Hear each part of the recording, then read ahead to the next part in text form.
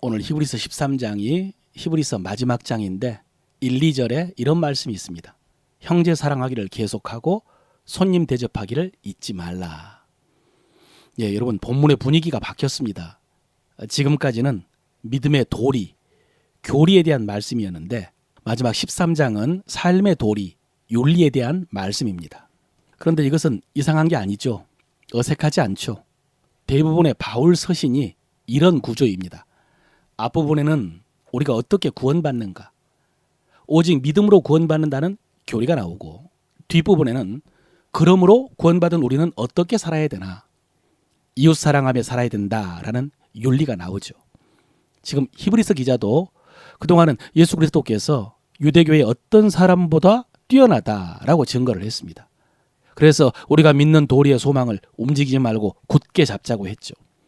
그리고 이제 히브리서를 끝내기 전에 마지막 13장에서 어떻게 살아야 되는지에 대해서 짧게 몇 가지를 교훈하는데 그 첫 번째가 형제 사랑입니다. 형제 사랑하기를 계속하고 그랬습니다. 여러분, 이것은 당연하고 또 이것은 중요합니다. 우리가 구원받는 것이 가장 중요하지만 우리의 삶도 중요합니다. 하나님과의 관계가 가장 중요하지만 사람들과의 관계도 중요합니다. 하나님을 사랑하는 것이 중요하지만 사람들을 사랑하는 것도 중요합니다. 특히 주님께서 새 계명으로 주신 것이 너희가 서로 사랑하라입니다. 형제 사랑이죠. 그런데 여러분, 그럼에도 불구하고 우리는 깜빡하기가 쉽습니다. 하나님과의 관계에 대해서는 예민하게 신경을 쓰면서 사람들과의 관계에서는 상대적으로 소홀할 수 있습니다. 특히 여러분, 형제 사랑하기를 계속하라라는 말씀으로 스스로를 한번 살펴보십시오.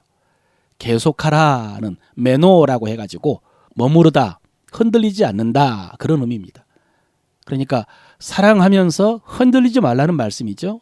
갈등하지 말라. 갈등하다가 그 사랑의 자리를 떠나지 말라. 계속해서 사랑하라, 이런 말씀인데 이것이 오늘 하나님께서 나에게 무엇을 말씀하시는지 스스로 묵상하면서 적용하시기를 바랍니다. 그리고 이어지는 말씀이 손님 대접하기를 잊지 말라는 말씀입니다. 여러분, 이 말씀은 우리의 사랑이 교회 안에만 머물러서는 안 된다는 의미입니다. 형제만 사랑해서는 안 된다는 그런 의미입니다. 여기서 손님은 나그네를 가리킵니다. 여러분, 나그네는 어떤 사람입니까? 지나가는 사람입니다. 그리고 그 지역을 잘 알지 못하는 사람입니다. 그래서 도움이 필요한 사람이고요. 동시에 내가 베푼 도움을 돌려주지 못할 사람입니다. 왜냐하면 떠날 사람이니까요. 그러니까 이 나그네는 가난한 사람과 똑같습니다. 내 호의에 대해서 갚을 가능성이 없는 사람입니다. 그런 사람에게 왜 호의를 베풀어야 됩니까? 왜냐하면 그 사람이 돌려주지 못하는 호의를 하나님께서 갚아주시기 때문입니다. 여러분, 이것이 하나님의 약속이고 하나님의 원리입니다. 우리가 하나님의 말씀을 따라 순종을 해도 돌려받지 못하는 것이 많습니다. 알아주는 사람도 없고 갚아주는 사람도 없고, 그래서 그대로 사라져버리고 나만 손해라고 생각할 때가 있습니다. 그러나 사람이 돌려주지 못하는 것을 하나님께서 돌려주신다는 믿음으로 행하시길 바랍니다. 사람에게 받지 못하는 것은 하나님께 받게 될 것입니다. 이 세상에서 받지 못하는 거 하나님 나라에서 받게 될 줄로 믿으시길 바랍니다. 오늘 마지막에 읽은 말씀, 돈을 사랑하지 말라라는 말씀도 같은 맥락에서 살펴볼 수 있습니다.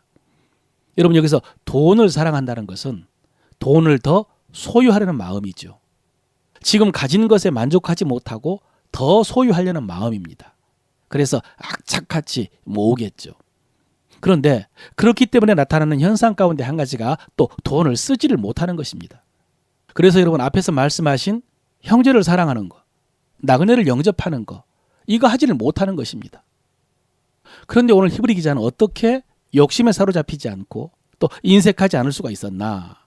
5절에 보니까 그가 친히 말씀하시기를 내가 결코 너희를 버리지 아니하고 너희를 떠나지 아니하리라 하셨느니라 그랬습니다. 예, 주님께서 말씀하셨다는 것입니다. 내가 결코 너희를 버리지 않고 떠나지 않을 것이다. 그러니 걱정하지 마라. 이 주님의 말씀 붙들고 그렇게 확신했고 그렇게 사랑을 실천했다는 것입니다. 여러분, 이것이 우리에게 좋은 본이 됩니다. 먼저 오늘의 말씀의 내용인 형제 사랑하기를 계속하라. 가난한 사람 나그네들처럼 돌려받지 못할 사람들에게 베푼 것은 주님이 갚아주신다. 이런 믿음이 우리에게 좋은 본이 됩니다. 그런데 또 한 가지는 말씀에 대한 태도도 본이 됩니다. 먼저 주님의 말씀을 들었습니다. 내가 결코 너희를 버리지 않고 너희를 떠나지 않겠다라고 말씀하신 그 말씀을 들었습니다. 그리고 그 말씀을 듣고 계속해서 묵상한 결과 그 입으로 말한 것이 이것입니다. 6절이죠. 그러므로 우리가 담대히 말하되 주는 나를 돕는 이시니 내가 무서워하지 아니하겠노라. 사람이 내게 어찌하리요 하노라 그랬습니다. 내가 너희를 결코 버리지 않고 떠나지 않겠다고 하신 주님의 말씀을 묵상하다가 이제 그 입으로 이렇게 말한 것입니다. 주는 나를 돕는 이시니 내가 무서워하지 아니하겠노라.